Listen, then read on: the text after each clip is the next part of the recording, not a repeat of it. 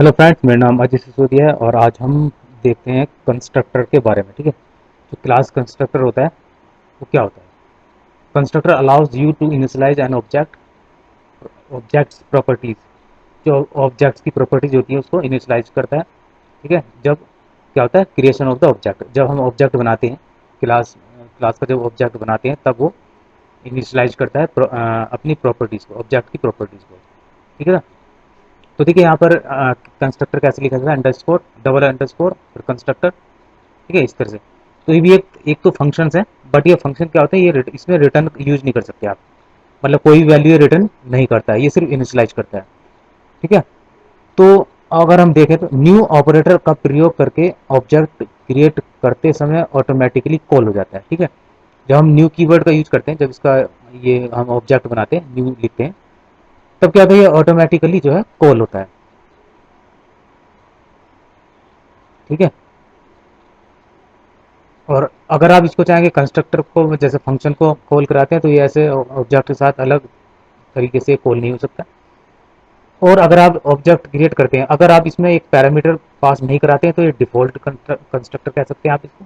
ठीक है, जिसमें और अगर आप पैरामीटर पास कराएंगे तो पैरामीटर पास क्यों कराते हैं, क्योंकि हमें मान लीजिए बहुत सारी प्रॉपर्टीज होती हैं जो ऑब्जेक्ट की, उसको इनिशियलाइज कराना है तो आप कंस्ट्रक्टर के अंदर आप इसमें ऑब्जेक्ट को पास करा सकते हैं। और इसका जो पेरेंट कंस्ट्रक्टर होता है आप उसको भी इस कंस्ट्रक्टर में कॉल करा सकते हैं। ठीक है, इसके अपने पेरेंट कंस्ट्रक्टर को भी कॉल करा सकते हैं। और देखिए ये प्रॉपर्टीज दी हुई है यहाँ पर, नेम। तो यहाँ देखिए नेम हमने इनिशियलाइज कराया, हम यहाँ कंस्ट्रक्टर के थ्रू नहीं, मतलब कंस्ट्रक्टर कोई वैल्यू आर्गुमेंट नहीं पास करा रहे हैं।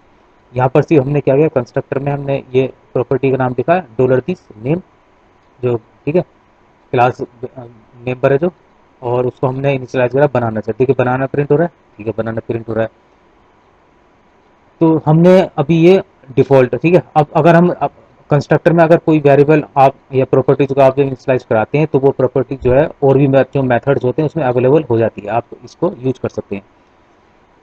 आर्गुमेंट्स तो एक्सेप्ट कर सकता है लेकिन किसी वैल्यू को रिटर्न नहीं कर सकता है, क्योंकि कंस्ट्रक्टर से रिटर्न होने वाली वैल्यू को किसी भी अन्य वेरिएबल या आइडेंटिफायर से स्टोर नहीं किया जा सकता। ठीक है, इसलिए कंस्ट्रक्टर से किसी वैल्यू को रिटर्न करने का कोई भी औचित्य नहीं होता। कंस्ट्रक्टर किसी भी अन्य क्लास मेथड या फंक्शन को कॉल कर सकते हैं, यहाँ तक कि इंस्टेंस के दौरान अपनी पेरेंट क्लास के कंस्ट्रक्टर को भी कॉल कर सकते हैं, जैसे कि मैंने अभी बताया था, फिर रिपीट कर दिया मैंने।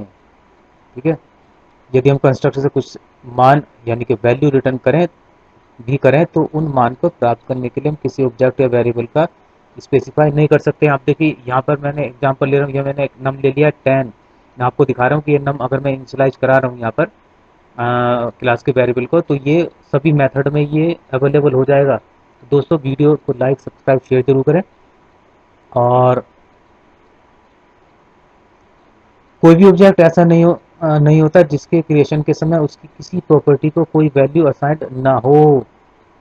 यानी आप जब हम किसी ऑब्जेक्ट को क्रिएट करते हैं तब उस ऑब्जेक्ट के विभिन्न डेटा मेंबर जो होते हैं, मेंबर्स में किसी ना किसी तरह का कोई ना कोई मान जरूर इनिशियलाइज रहता है। जो मैं अभी बताया मैंने अभी आपको, विभिन्न अन्य प्रोग्रामिंग लैंग्वेज की तरह ही पीएचपी में भी हम एक ऐसा मेथड क्रिएट कर सकते हैं जो किसी ऑब्जेक्ट के क्रिएशन के समय ही बेसिक मानों को इनिशियलाइज करे, जैसे मैंने अभी एग्जांपल भी आपको देख चुका हूँ नीचे। अभी अभी हम सॉरी एग्जांपल दिया नहीं, अभी एग्जांपल देने वाला हूँ। जो हम ये जो क्रिएट, अब देखिए मैंने क्या किया।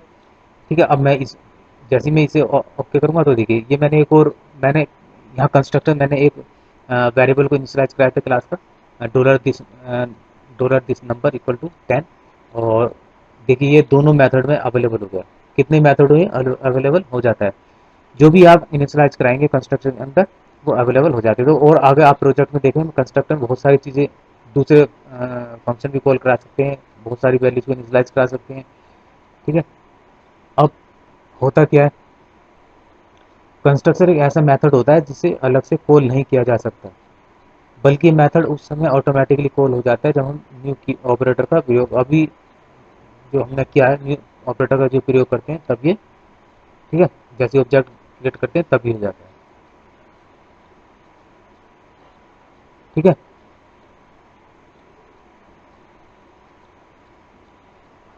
जब हम कंस्ट्रक्टर क्रिएट करते हैं तब ऑब्जेक्ट के डेटा को इनिशियलाइज करने के लिए हमें अलग से सेट डेटा जैसे किसी मेथड को क्रिएट या कॉल करने की जरूरत नहीं होती है। जैसे हम लिख रहे हैं ना गेट डेटा, जब हम कंस्ट्रक्टर को कॉल करते हैं ना तो यहाँ से वैल्यू जो पास कराते हैं, और तो हमें किसी भी मेथड की जरूरत नहीं होती है इनिशियलाइज कराने के लिए। जैसे हम गेट नेम लिख रहे हैं, अगर मैं कंस्ट्रक्टर नहीं लिखूंगा तो मुझे अलग से मेथड बनाना पड़ेगा और उसमें हम वैल्यू पास करानी पड़ेगी, तब हमें क्लास के वेरिएबल को इनिशियलाइज कराना पड़ता है। पर कंस्ट्रक्टर में ऐसा नहीं होता है। कंस्ट्रक्टर में आपको जैसी क्लास को